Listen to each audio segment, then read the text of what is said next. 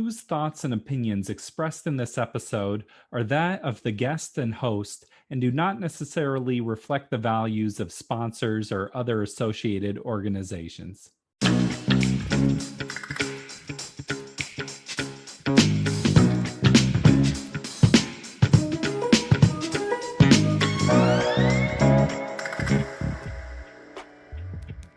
Welcome to the Parental Compass by Family Education and Support Services. I am your host, Bobby Williams. As always, please subscribe to the show, leave a comment, leave a review, tell a friend about the show. Very excited about this month's episode. We are speaking with Jennifer William Forrester from the South Sound Reading Foundation. Jennifer grew up with dyslexia, which made reading very difficult, but it has been a huge passion in her life.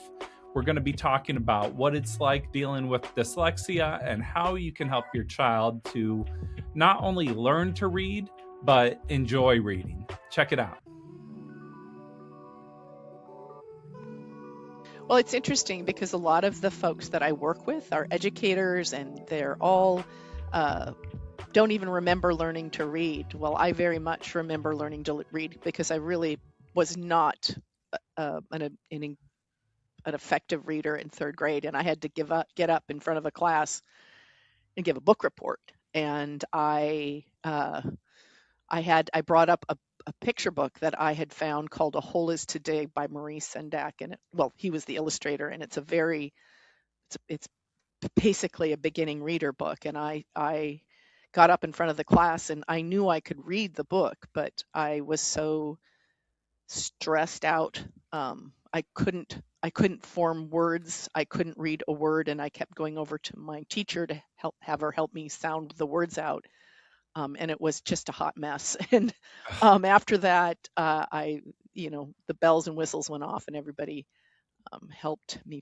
They figured out what was going on and what needed to happen. But I will never forget that day. And I looked around, and honestly, so I have this little picture book, much like a beginning reader, like this, and I couldn't read it, and all the other kids had like A Wrinkle in Time and Charlotte's Web, and I'm struggling with that little book. And I literally, the words swam around the page and my heart raced, and it was one of those moments I'll never forget. Yeah, they're all on the chapter books. And Yeah. that's something I remember being young and just hating to read out loud. And it's like I still don't like reading out loud, if I'm being honest. It's Yeah. always feels like the pressure, or maybe it's just those feelings coming back to me.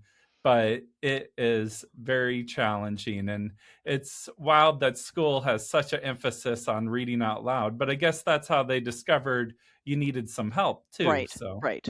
Yeah. mhm. Yeah. Thankfully, after that, I had the interventions, and I think probably the most important. I mean, they really focused my interventions on phonics, but also the access to books was critical too. And that's why I think I'm so passionate about the work I do, is making sure kids have access to lots of books that they are interested in reading. So Yeah. yeah. Well, also, just how do you start to approach a kid where they might feel bad about themselves or they get this negative association with reading? How do you dispel that for them? As the executive director, when I'm working with kids, I just really try to meet them where they're at and try to find that book that's going to get them hooked. Again, if it's dinosaurs or rocks or planets or whatever, finding a book that will get them, ignite their interest in reading. It's finding what it is that kids love and then trying to get them into reading through that key. A lot of kids don't need that. They're fine. They're reading before they are in kindergarten, and they're doing just fine. But some kids, need that little extra support.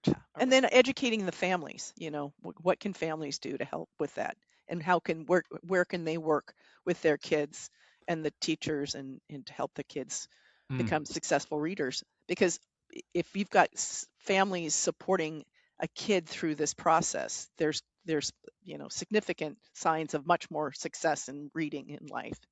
if the parents are involved in that. I'm hearing a lot of different things. Hmm. So getting a book that they're interested in Yes. is key. That's Yeah. a good, you Yeah. got buy-in there. Hmm. And then families supporting, creating an atmosphere Hmm. where young people can feel encouraged. Yeah. And we've talked before about phonics Yeah. awareness. So could you just give us a breakdown? What is that, and how can families start to help their children with it? Well, I think, there's so many things that we talk to families about when we're talking about the importance of reading. One of them is, and I'm going to come back to that question in a second, but one of them is just reading with your kids every day. If we can have families reading together, we're creating family bonding, but we're also creating a relaxed and loving environment around books so kids can relax and feel the story. And then what I encourage families to do is pick up the book, let the kids sit and watch you as you read, and they start making word associations with the sounds, and that's what phonics is. It's associating words and sounds. So it's putting or letters and sounds and combinations of letters and sounds. So it's literally sitting there and running your finger over the text, and helping kids understand and navigate with you. Let them turn the pages, and then always asking questions about what you're reading helps the kids really, build those uh, comprehension and retention skills that they're going to need when they become really effective readers. But that's what I mean by phonics. And in a book like a beginning reader, these are great books to help.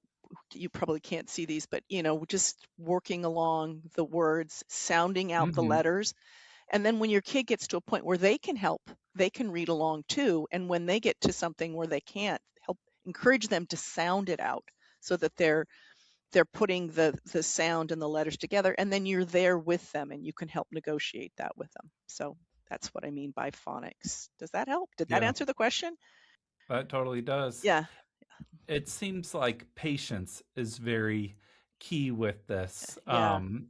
Just like I remember being young too. I keep circling back just because of Mm. my own Yeah. experiences here, but trying to do like spelling tests and just working for it for a long time and just not being able to get it, Yeah. and parents being frustrated. I mean, did you have kind of a similar Oh experience? yeah. I think with when I was a kid, the learning disabilities weren't a thing, and so they nobody knew about it, so nobody knew what was going on until things people started learning about dyslexia, which is what I have. Um, yeah, very stressful. Like, and I think that's one of the reasons why when I did get up in front of that third grade class and tried to read a book, I couldn't. I was so there was so much stress in me. And I think most kids who have reading challenges feel that same stress. And so if we Hmm. can be patient and if we can be, a reward any progress, I think that's important. I once was talking to some moms about what they do to help their kids become better readers. It was they would read with their kids daily, but they also either kept a reading journal. So it was like, okay, well, this is where you started and here you are now. So kids could see that they were progressing. Some of them even had like calendars and they put little stars when they got to certain accomplishments, and then they rewarded the kids. Building confidence is if a kid is confident that they're going to be able to read or they're going to get there, or that they're getting there, it just makes it that much easier. It's like riding a bike. If you're not if you get on that bike and you're really tenuous and you're not sure you're going to be able to do it, you're going to have a harder time than if you just think, you know what, I can do it, and then eventually you do it. So, and then the more, like riding a bike, the more you ride, the better you get. The more you Hmm. read, the better you get. And for me, the more I read, the better I get, and the better I got, the more I read, and it just somersaulted on each other. Yeah. Yeah. And I wish that for every struggling reader, because there is nothing better than being able to, enjoy a book, learn something new, experience a different lifestyle, or think new ideas, go different places, be completely somewhere else. Especially when you know everybody else is on spring break and you're in your living room sitting on your couch. A book is a great place to go. So, yeah. I just remember kind of being in school and just feeling like, oh, I'm not very academic. But I feel like I've been a pretty successful adult too. I Hmm. run my own business. I Hmm. write Hmm. grants, and we get awarded the grants, so I feel like I'm a pretty good writer. But disability testing, Hmm. is that something you'd recommend? Like, if you think there's a challenge for a young person, and how do you even start to initiate that? There should be flags. I mean, when we have parent-teacher conferences, that's usually when the teachers and the parents can come together and talk about what's going on with the kids. And any supports the schools supply are, take advantage of those. It may be an IEP, which is I think every kid should have an IEP. Individual education plan. Plan, Hmm. yeah. Teachers can help parents navigate that piece if they're concerned. But yeah, Is and there a they way to and tell? mm, Oh, sorry, go ahead. uh, I don't know about the testing. I'm sure there are. I know for me and a lot of people with dyslexia, it's the my ability to process sounds and words are challenging. So in letters, so I still to this day, I was writing your name and I put BODD. And I'm like, Hmm. wait a minute, it's BB. I mix my B's and my D's, and my Q's and my P's. And so I mean, that's an indicator of somebody that might have dyslexia, but it's not the only one. So, Hmm. um, So it, just advocating at your school, and then let the professionals run with it, and let's see right. what they figure out. Yeah, and again, if you find out your kid does have a disability, it's good to know what it is. It could be ADHD, it could be dyslexia, but it's good to know, and then you can kind of craft your um, home time around addressing those particular needs. But my specific experience has been around dyslexia. But I can also say that, just keeping a calm environment and making sure there's a place for kids to read and you have a routine that involves reading is critical um, for those kids, especially those reluctant readers or those struggling readers. We're always talking on this show about screen time and the Mm-hmm. impact it can have on a young person's brain, or is it reducing their attention, which it seems like a lot of studies are saying, yes, it Mm-hmm. is. But then can reading counteract this or help them get Yeah. that attention back? Well, I think it's important to keep the screens, turn them off, per your pediatrician's recommendations. But yeah, no, reading can build comprehension and retention, where screen time erodes comprehension and retention. So the more we can get kids reading, even if it's on a tablet, the better. I'm an advocate for the book, but I know a lot of people have turned to tablets, and there's a lot to offer on a tablet. But I'm an Yeah, the old-fashioned tablet book can person. be good. Hmm. Yeah. Well, especially if you're transient, if you're moving a lot, if they're helpful as long as you can charge them. But Do comic books count?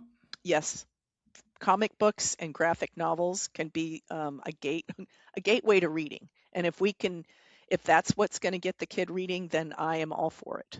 Yeah, magazines. I remember somebody was asking about whether magazines are effective, and if a kid is interested in motorcycles and there's a motorcycle magazine, I, I think that's a great thing.